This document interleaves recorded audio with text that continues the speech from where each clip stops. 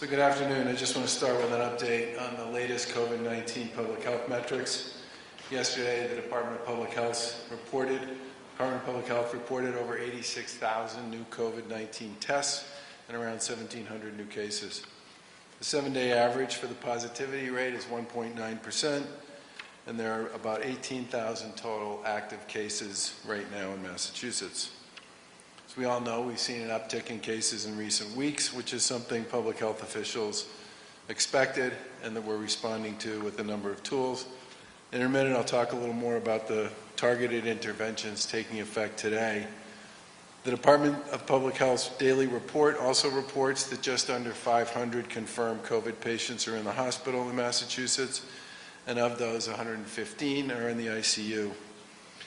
And there are 23 newly reported deaths among confirmed cases. As most people know, on Monday, our administration announced a series of targeted actions in response to the increase in new cases of COVID-19 and a rise in hospitalizations statewide.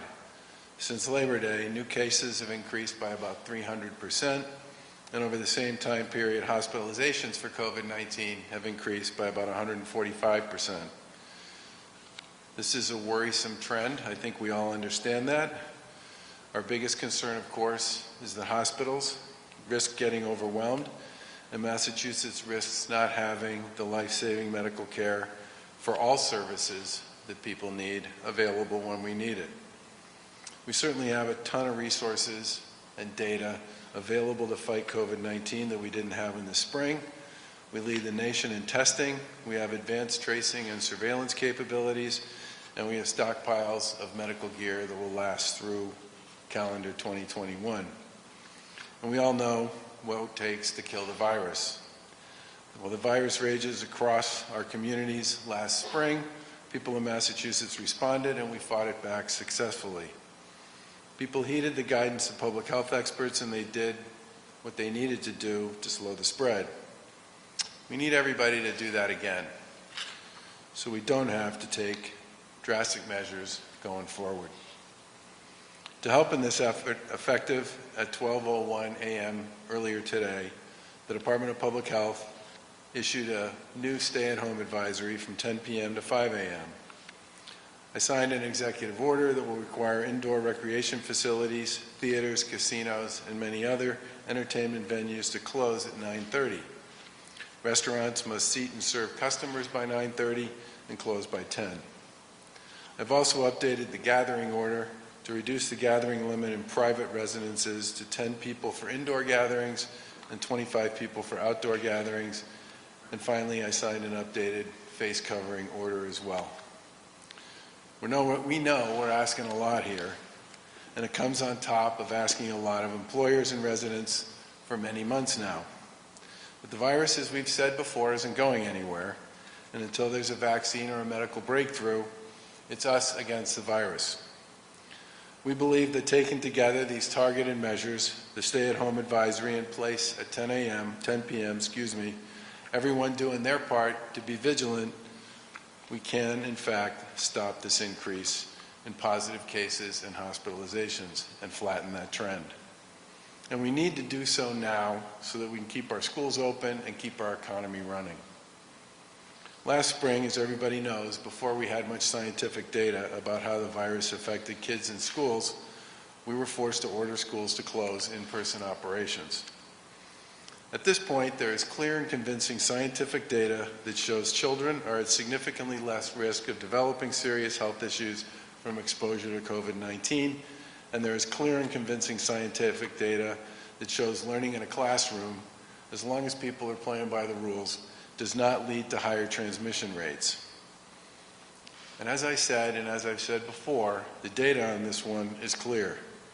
Recently, researchers at Brown University released the first set of findings from a new national COVID-19 school response data dashboard. It found extremely low levels of infection among students and teachers across the country.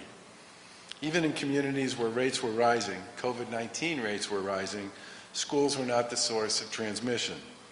Comprehensive epidemiological studies from countries around the world show that schools can open and operate safely.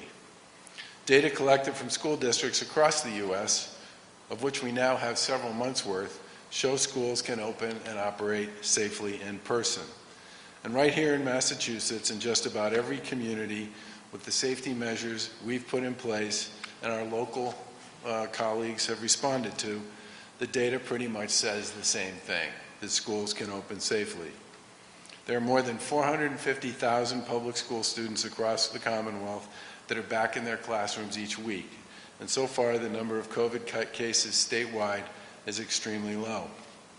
Over 28,000 students have been learning in 84 Catholic schools in person since August, and they're currently reporting less than 40 confirmed cases of COVID-19. These schools are located in many cases in cities, and some have among the highest transmission rates in their communities in the Commonwealth. In the most recent weekly report to be released later today by the Massachusetts Department of Elementary and Secondary Education concerning K-12 public schools, there were 252 confirmed positive cases of COVID among students and staff. That's out of 450,000 students that are doing some form of in-person learning every week. The number of cases has actually dropped from the previous week. When DESE initially released its school reopening guidance back at the end of June, it was developed in conjunction with pediatricians and public health experts and based on the best available data at the time. There's a lot that's changed since then, and we need to act accordingly. We continue to see too many communities with children learning in remote-only models. Not being in school poses significant risks for kids, both related to COVID and related to other health concerns like depression, anxiety, and others. In Rhode Island, students learning remotely tested positive at a higher rate than students attending classes. Some people mistakenly believe that we can just wait this out and then send our kids back to school when there's a vaccine or treatments. But we all know that losing a week, a month, a quarter, or more in the life of a kid's education has real consequences.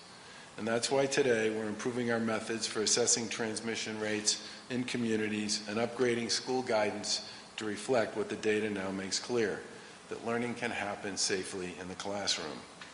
The updated metrics are consistent with metrics that are in place in surrounding states and take into account far more data than we did before. Since day one, we've said that our decisions would be guided by public health data, and these two improvements are a product of new and better information that's now available.